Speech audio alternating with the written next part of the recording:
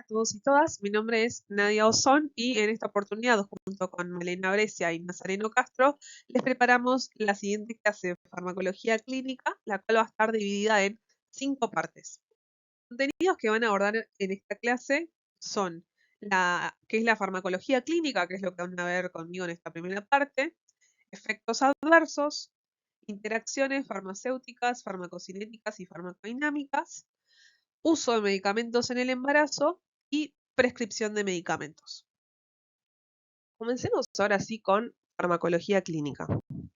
Los objetivos de esta primera parte son definir qué es la farmacología clínica, describir qué implica que un ensayo clínico sea controlado, aleatorizado, ciego y multicéntrico, desarrollar las fases, características y objetivos de la farmacología clínica, conocer cómo se estudia la seguridad de una molécula antes de ser administrada a los humanos, definir dosis letal, índice de terapéutico e índice de seguridad, y por último, comparar el modo en el que se calculan y la información que proveen tanto los índices de seguridad como el índice terapéutico. Veníamos charlando sobre cómo nuestro cuerpo era capaz de modificar la biodisponibilidad de una droga, a lo cual denominamos farmacocinética, y también vimos los efectos que este podía generar sobre un organismo, a lo cual denominamos farmacodinamia, pero poco fue lo que hablamos sobre cómo es que una molécula o un medicamento se introdujo en el campo de la medicina con el objetivo de tratar una enfermedad. De eso se trata la farmacología clínica. Es la parte o la rama de la farmacología que utiliza como sujeto experimental al ser humano. Y para hacer estos experimentos usa como instrumento al ensayo clínico. Muchos de los fármacos que se usan hoy día surgieron a partir del procesamiento de muchas moléculas que se usaban hace cientos de años. Por ejemplo, la planta Atropa belladona contiene como principio activo a la atropina y escopolamina, pero antiguamente se usaba con el objetivo de dilatar las pupilas de las mujeres y embellecerlas para las fiestas. Ahora, en un par de semanas, van a ver cuáles son las actuales indicaciones que tiene la atropina. También se usaba el jugo de la amapola, que es el opio que contiene la morfina, con el objetivo de aliviar los dolores y controlar la diarrea. Esos son usos que continúan hoy día.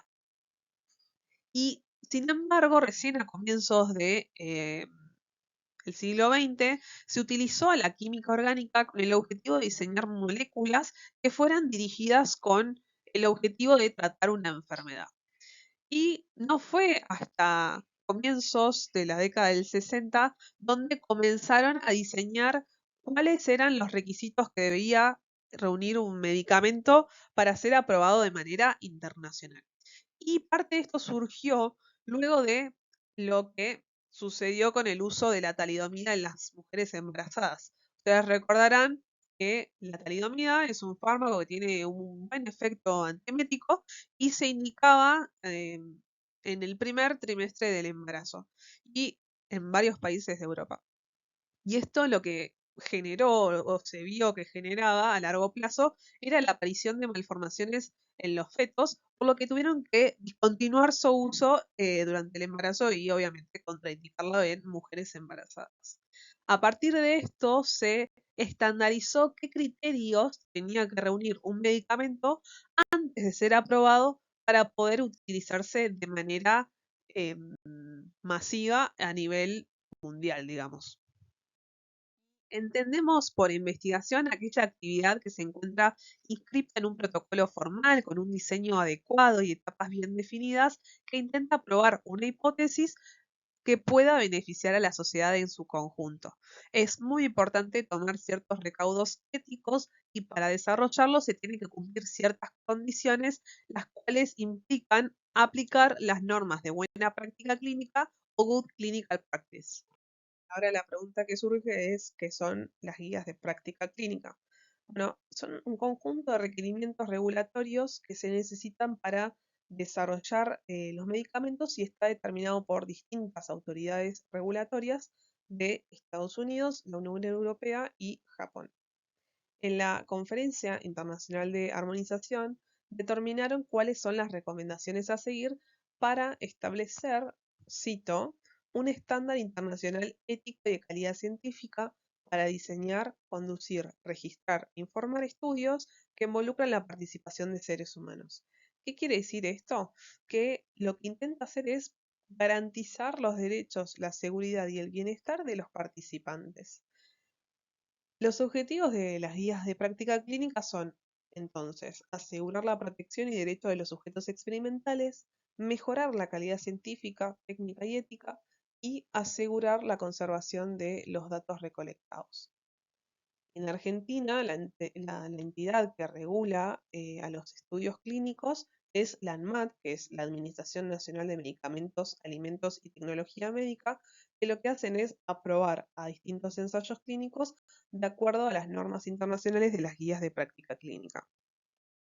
Van a ver que en la mayoría de los estudios los investigadores intentan responder una pregunta que se encuentra en formato pico, donde la P hace referencia a la población que se incluye en el estudio, la I es la intervención, que es la molécula o fármaco que estamos estudiando, la C es el comparador o el grupo control que se va a utilizar en este ensayo clínico, y la O son los desenlaces o outcomes, que son las variables que vamos a evaluar en cada paciente para determinar si es mejor la intervención o el grupo control.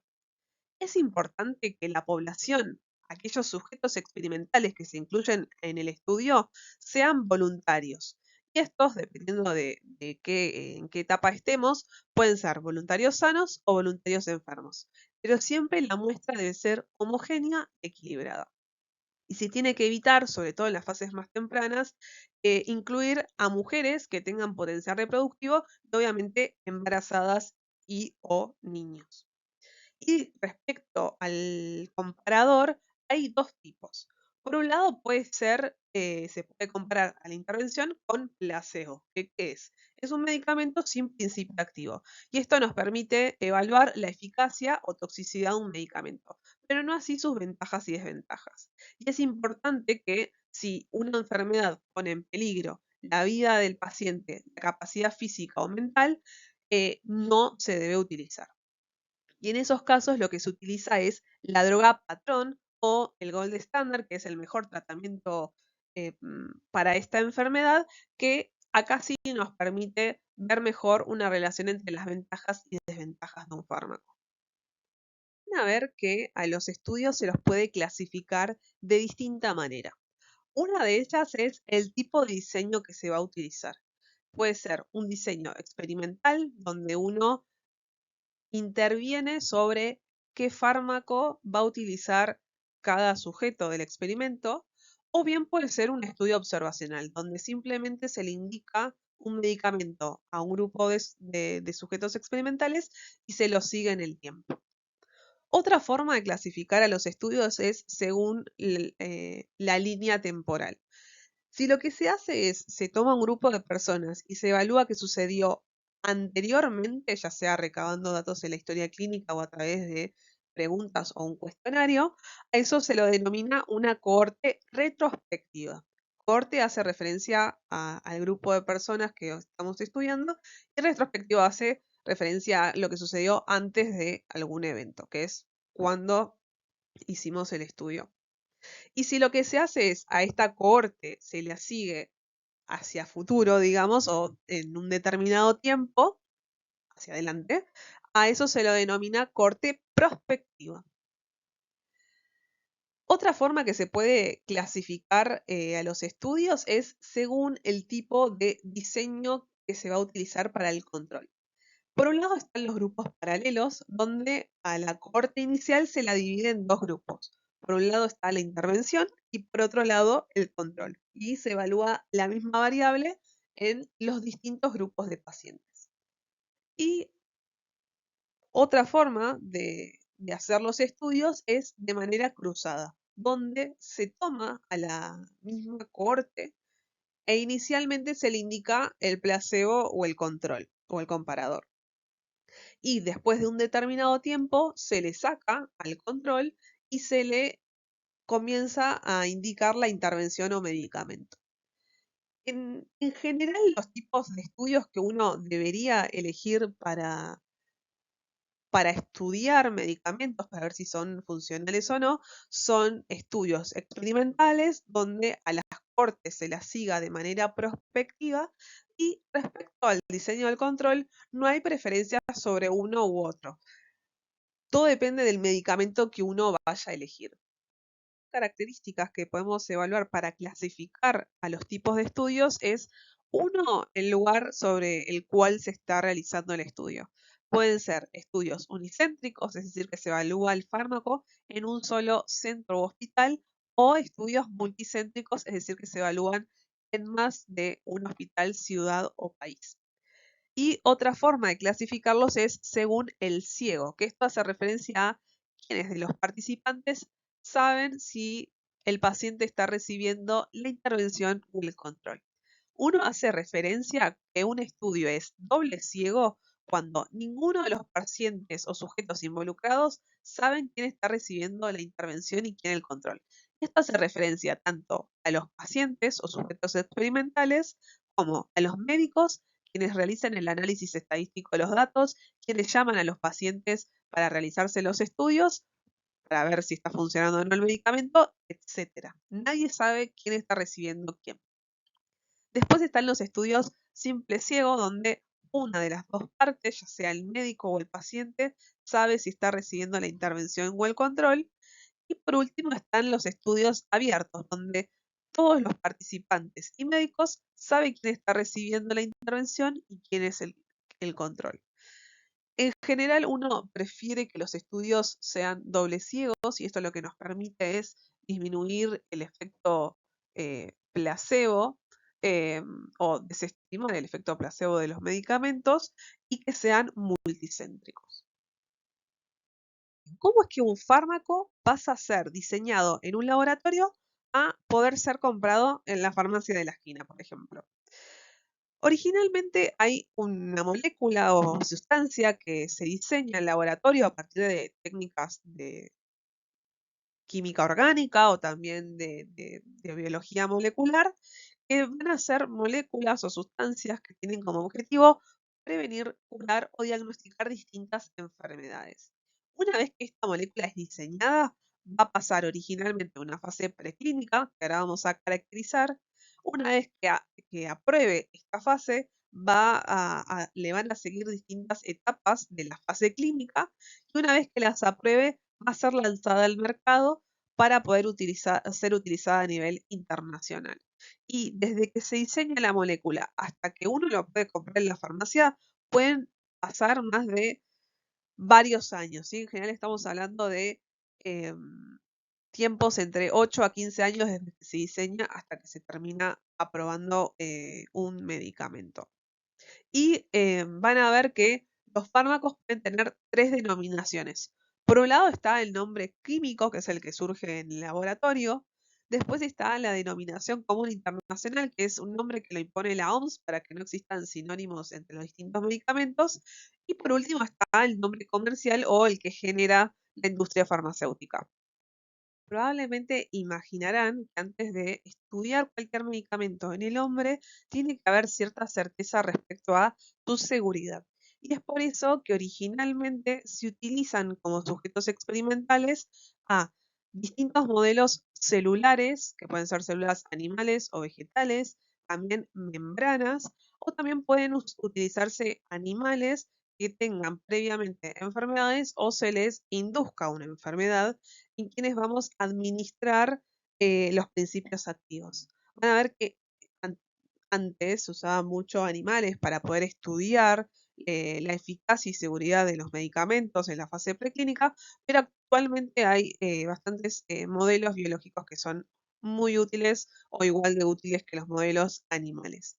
Y a estos sujetos experimentales o células o modelos biológicos, se los sigue alrededor de 2 o 3 años evaluando distintos parámetros.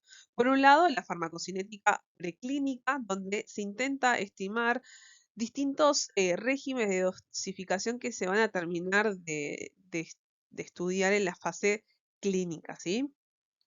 También se busca evaluar la farmacodinámica preclínica, donde a partir de estudios de curvas dosis-respuesta y binding, pueden realizarse también, se evalúan los efectos bioquímicos y moleculares de este fármaco y su perfil de actividad. También se van a evaluar distintos efectos adversos que puedan aparecer en los sujetos experimentales. Y también, por último, se va a evaluar la toxicidad, que hay distintos tipos. Por un lado está la toxicidad aguda, que surge luego de la administración de una dosis única de un fármaco por distintas vías de administración, lo cual nos permite definir la dosis letal 50, que ahora la vamos a definir. También se encuentra la toxicidad aguda y subaguda, y también hay otros estudios especiales de toxicidad respecto a cómo influye sobre la reproducción, mutagénesis y carcinogénesis. La evaluación de la toxicidad subaguda surge luego de la administración repetida por varias vías de administración del principio activo en un plazo de 1 a 3 meses. Tiene como objetivo evaluar la dosis tóxica mínima, la dosis tóxica máxima tolerada, fenómenos de acumulación y tolerancia, y también la evaluación de anatomía patológica. Y la toxicidad crónica surge luego también de la administración repetida y por varias vías de administración de el principio activo, pero por un plazo de tiempo mínimo de 6 meses que se puede extender hasta los 24 meses. En esta etapa, o este parámetro lo que intenta evaluar es el efecto sobre la fertilidad y capacidad reproductiva general, lo cual nos aporta información sobre cómo se encuentran las funciones gonadales del ciclo sexual y demás. También intenta evaluar el riesgo de teratogénesis, por lo que se administra a la droga durante el periodo de organogénesis, con el objetivo de evaluar la potencialidad embriotóxica y teratogénica. Y por otro lado, se intenta evaluar el efecto que tiene sobre el periodo perinatal y postnatal, por lo que también se administra el medicamento en el último periodo del embarazo y también durante la lactancia, para poder evaluar el impacto que tiene sobre el desarrollo fetal tardío, también en el parto, la lactancia, así como la viabilidad neonatal y el crecimiento del neonato. Y por último, los efectos que tienen o el potencial riesgo de carcinogénesis que este puede generar. Y otro de los objetivos de esta etapa es estimar qué es la dosis letal, el índice de seguridad y el índice terapéutico. Todos estos parámetros lo que nos intenta hacer es establecer qué relación hay entre la toxicidad de la droga y su eficacia. Y para poder ver o entender mejor esos conceptos, necesitamos realizar una curva dosis-respuesta, en la que lo que vamos a estar visualizando es cómo se modifica el porcentaje de respuesta de 0 a 10 en la célula, tejido o sujeto experimental, que van a ser los animales, en función de la concentración que se esté administrando. Y a partir de esto surgen dos curvas. Por un lado está la dosis efectiva, es decir, aquella concentración de fármaco en la cual comienza a hacer efecto el medicamento, y por otro lado está la dosis letal, es decir, aquella concentración a partir de la cual empieza a verse letalidad, mortalidad o muerte de los sujetos experimentales, que repito, pueden ser desde modelos celulares hasta animales. Entonces, vuelvo a repetir, tanto el índice de seguridad como el índice terapéutico intentan establecer una relación entre la toxicidad de la droga y su eficacia. Y para poder evaluarlos o estimarlos, tenemos que tener en cuenta determinadas dosis. Por un lado, la dosis efectiva 50, es decir, la dosis en la que el 50% de la población en estudio tiene una respuesta efectiva. La dosis efectiva 99, donde se ve una respuesta positiva en casi el 100% de la población. La dosis letal 1, es decir, la dosis a partir de la cual se empieza a ver toxicidad del medicamento en la población en estudio. Y la dosis letal 50, donde hay una toxicidad en el 50% de la población. El índice terapéutico lo que intenta evaluar es una relación o la distancia que hay entre la dosis efectiva 50 y la dosis letal 50. Entonces, para evaluarlo, lo que se hace es una relación o una división entre la dosis letal 50 y la dosis efectiva 50. El problema que surge a partir de esto es que puede haber superposición entre las dosis efectivas, donde la mayoría de la población empieza a ver una respuesta, y la dosis letal, es decir, aquella dosis a partir de la cual empieza a verse toxicidad en algún porcentaje de la población. Y es entonces cuando surge o aparece el índice de seguridad, donde lo que relaciona es la dosis letal 1 con la dosis efectiva 99. Y esto nos permite obtener una idea más clara entre la superposición de la dosis tóxica con la dosis efectiva. Los valores que uno espera obtener del índice terapéutico son valores mayores o iguales a 10. Pero como mencioné anteriormente, esto no nos termina de definir una idea clara de si existe o no una superposición entre la dosis letal con la dosis efectiva. Y es por eso que uno necesita saber cuál es el índice de seguridad. Idealmente debería ser mayor o igual a 2, ¿sí? Existen ciertas excepciones donde se pueden obtener valores menores a 2, que son aquellas enfermedades en las cuales el beneficio que ofrecería alguna estrategia terapéutica es mayor a la que supone la mortalidad de la enfermedad y suele aplicarse sobre todo a enfermedades oncológicas. Sin embargo, actualmente existen drogas que son bastante seguras. Una vez que el fármaco ya probó la fase preclínica, va a poder sí avanzar a la fase clínica o de la farmacología clínica, donde se va a tomar como sujeto experimental al ser humano. Y en esta etapa no solamente se estudia a la molécula que estamos diseñando con el objetivo propuesto inicialmente, sino que también se puede evaluar nuevas formas farmacéuticas, vía de administración o indicaciones que hayan surgido. ¿Por qué hago esta aclaración? Porque puede suceder que no todas las fases de la farmacología clínica se encuentren precedidas por una fase preclínica previa inmediata, ¿sí? Puede suceder que, por ejemplo, yo haya diseñado un fármaco con el objetivo de tratar la hipertensión pulmonar, haya probado la fase preclínica, la fase clínica, y durante la farmacovigilancia hayan surgido nuevas indicaciones médicas o vías de administración y, por lo tanto, se van a utilizar los resultados que se obtuvieron en la fase preclínica del estudio original del tratamiento de la hipertensión pulmonar para poder hacer los estudios de la farmacología clínica. Y otro dato importante a tener en cuenta es que para poder aprobar cada fase tiene que estar autorizado por distintas entidades sanitarias internacionales que garanticen el cumplimiento de las prácticas las normas de buena práctica clínica que mencionamos anteriormente. Comencemos ahora sí con la fase 1 de la fase clínica, ¿sí? Tengamos presente que esta fase representa la primera administración de esta nueva molécula en el hombre, por lo que en general se intenta evaluar el efecto que produce en 20 a 50 voluntarios sanos, con la excepción de que se traten enfermedades de origen oncológico o patologías poco frecuentes. Y lo que se realiza es administrar a este principio activo durante un lapso de 6 a 8 meses que se puede extender hasta 2 años. Lo que se realiza es una secuencia en la cual se administra originalmente una dosis única, posteriormente se administra una dosis única pero incrementada hasta el máximo obtenido o preestablecido en la toxicología preclínica y después se evalúa el resultado que produce la dosis repetida de este fármaco. El principal objetivo de esta fase es determinar la seguridad de este fármaco. ¿Puedo continuar probando a esta nueva molécula en humanos o es inseguro?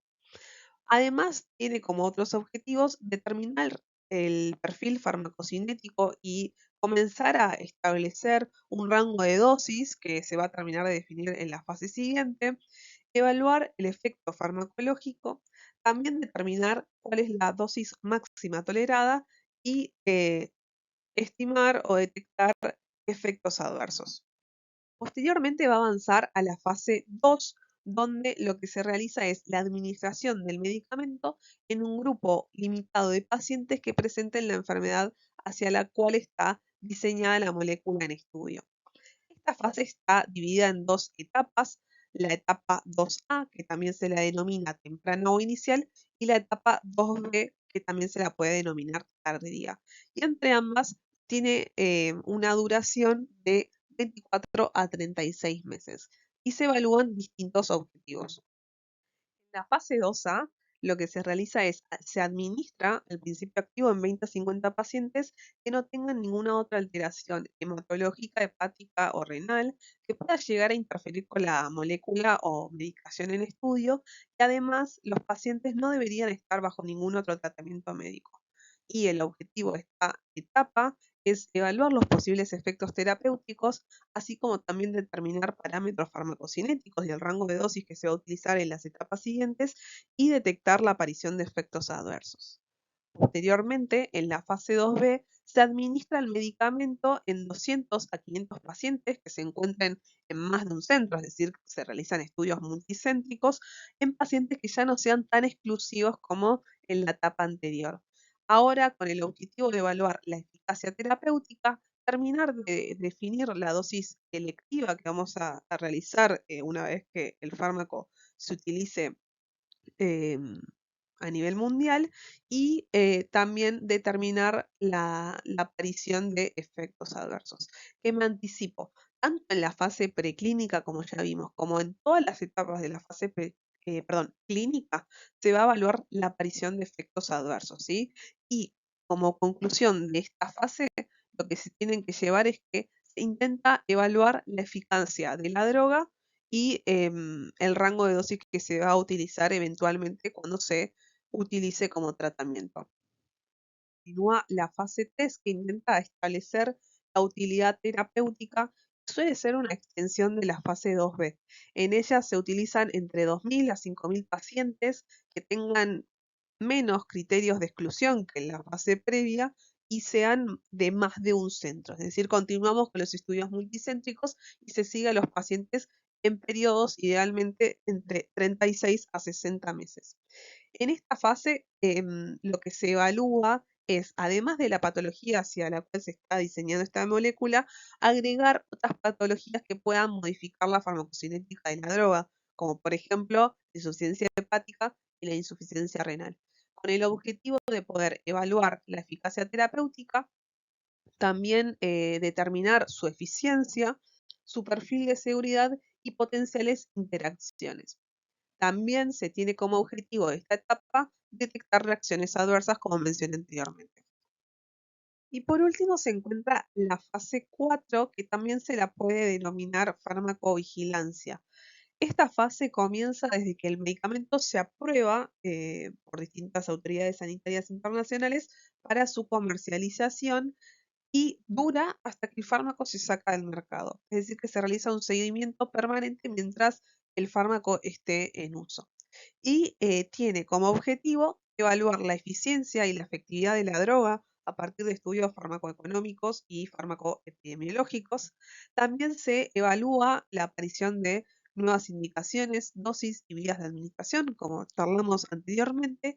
Y por último, se evalúa la aparición de efectos adversos que tengan muy baja incidencia. Estamos hablando de menos del 0,4%. Y esto es a lo que denominamos de manera estricta farmacovigilancia. Es la notificación, registro y evaluación sistemática de efectos adversos por el uso crónico y regular de distintos medicamentos. ¿Qué nos permite esto? No solo detectar efectos adversos que sean poco frecuentes, sino aquellos que no fueron cuantificados de manera correcta en las fases previas, también identificar factores de riesgo a los cuales se asocian y posibles interacciones medicamentosas. Entonces podemos definir a la farmacovigilancia como la ciencia o aquellas actividades que se encuentran relacionadas con la detección, evaluación, comprensión y prevención de los efectos adversos o cualquier otro problema que se encuentre relacionado con medicamentos o vacunas que no charlamos hasta ahora, ¿sí?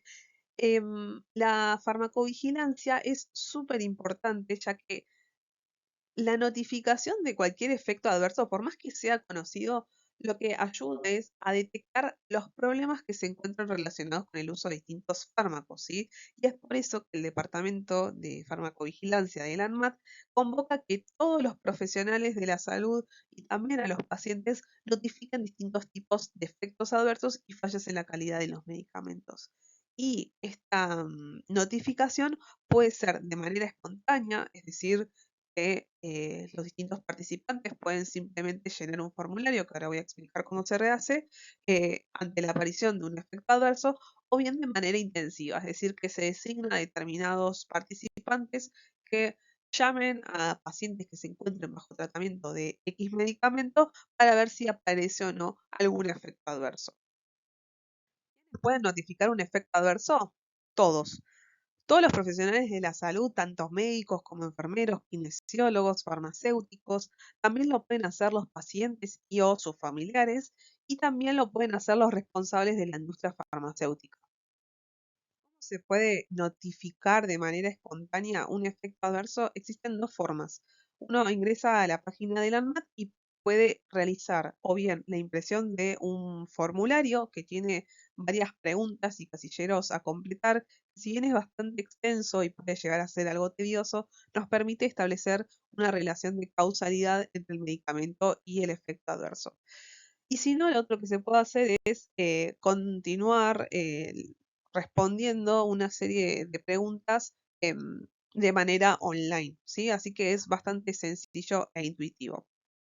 Las notificaciones son documentos confidenciales, ¿sí? Esto lo que significa es que respetan tanto la identidad de la persona afectada como del notificador. Y para poder completar cualquiera de los dos formularios, se necesitan ciertos datos, ¿está bien? Por un lado, se deben saber datos del paciente respecto a la edad, el género, el peso. Por otro lado, se tiene que hacer una descripción del efecto adverso y si se pueden aportar datos complementarios, muchísimo mejor. Asimismo, se deben tener datos del medicamento sospechoso, lo cual incluye el nombre genérico, qué dosis se utilizó, cuándo inició y completó el tratamiento, por qué se indicó su uso, y datos de la caja como la fecha de vencimiento y el número de lote. Y por último, se solicitan datos del notificador, pero recuerden que todo esto es confidencial, ¿sí? Esto fue todo por esta primera parte, espero que les haya servido. Si quedó alguna duda, comentario o sugerencia, pueden hacerlo en el canal de YouTube o mismo mandarme un mail o también hacerlo a través de Classroom y sepan que siempre todos los docentes o todo el plantel docente del turno jueves está a su disposición para responder dudas.